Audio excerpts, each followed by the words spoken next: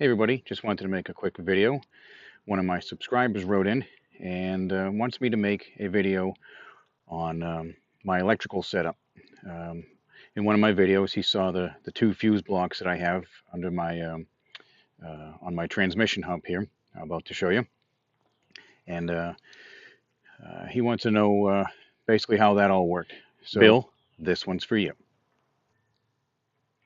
To get started, I'm going to have to show you under the hood where I have a relay and a circuit breaker. So let's get started. All right, let's see if I can get this open. Come on. Here we go. Use your Barbie doll arms. Okay, a couple things here. Let's take this cover off. All right. This is a like a power post. There might be a fuse for this in here. I don't remember. But anyways, I ran what I believe to be maybe two 8-gauge wires coming off this power post. They run underneath the back here, and they come up. This is it's a 100 amp circuit breaker. Those two wires are soldered together and brought to a terminal post under the bottom of the circuit breaker. Through the circuit breaker, they run back another two wires coming out of it. And then from that point, they split. One wire comes down to a 30 amp relay, and unfortunately it's tucked into my fender well, and it's controlled by this wire. This is running off of the accessory. You know, when you turn the key on, stereo comes on, stuff like that. So whenever the stereo is powered, that relay is powered. So basically it's like an ignition sense. Okay, so this relay is powered, or the low amperage side is powered by the accessory fuse that I just showed you. High amperage side is getting its power from here. Okay, so that bundle is just tucked into the fender well here. This other wire is basically running straight back, which I'll show you where those go through. Okay, this is an automatic transmission, Dodge 2500 ST. So that is where the clutch would come through. And basically I just popped a hole right in the middle of that and siliconed it in, so the wires, you know, the water doesn't go down the wires. And they come up under the firewall. Take it around here. Okay, I'm not going to, no, I'm not going to dig it under. There's just too much stuff to move aside. Basically, they come across to this center console. Okay, I move some of this garbage. Let me change positions here. Okay, so this was going to be, this is where the stick shift would come up. So if you don't have a standard transmission and you have the ST package, they give you this fine change tray. Okay, there's really not a whole heck of a lot you can do with it, but for some reason my son likes to find cool rocks and give them to Dad. So here they sit.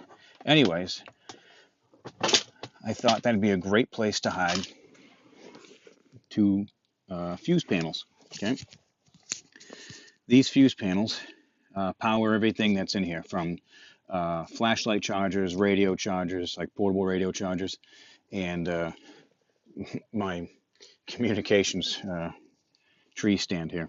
Okay, so one of these terminal blocks is on constant. It's got constant power, and that's for like the radio chargers, flashlight chargers, and then which I believe is this one. And then this one here is the one that's controlled by the relay. So I have up to 30 amps that I can pull through that relay without damaging the relay. So I know I can get 30 amps out of this.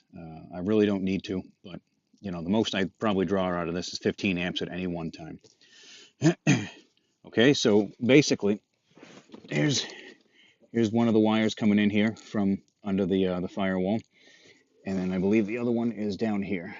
Yep, there's the other one. Okay, so I basically just screwed these with nice short screws right into the metal on top of the transmission here, and that gave me like a plug and play basically. I mean, I can put any size car fuse in here, and if I wanted to add things, which I have over the years, nothing major, but you add a few things here and there, there's your power.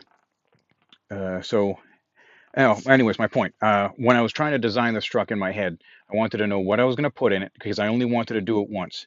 I didn't want this truck to be some sort of like project. I didn't want it to be a constant pulling stuff out, um, you know, uh, crimping wires together. I hate crimps, so I tried to solder everything I could. I didn't want any loose connections.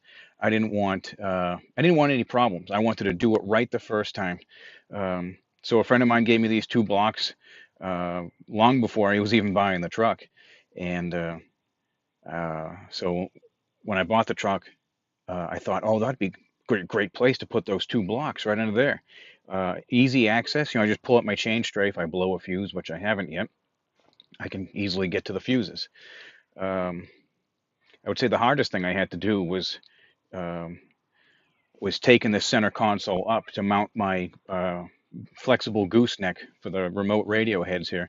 Uh, so that was just kind of a pain in the rear end, and I was trying to be as gentle as possible.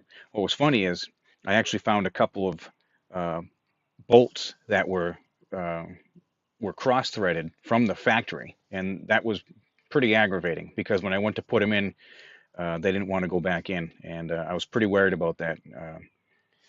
One of them was the was my the seat rail um, for my driver's seat. I'm like, well, that's kind of important. I kind of need that. I need all four of those bolts to be tip-top shape. But anyways, we got a tap and die set, and we straightened that out. Um, but anyways, going back with the story, I didn't want this to be one big giant patch job with patch here, patch there, and I wanted to get it all done right the first time. So those two fuse blocks, one being constant, one being controlled by a 30 amp relay, which I think you can get at any AutoZone.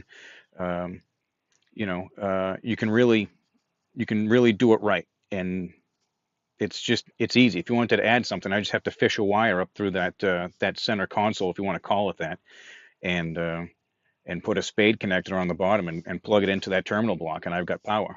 So I never have to go under the hood for power. Um, Even with my delete stuff, I powered some of that off of these terminal blocks. So it's great never having to go under the hood. When you open up the hood and check out the batteries, there's not a billion wires coming off the positive and negative terminals. So that was pretty cool.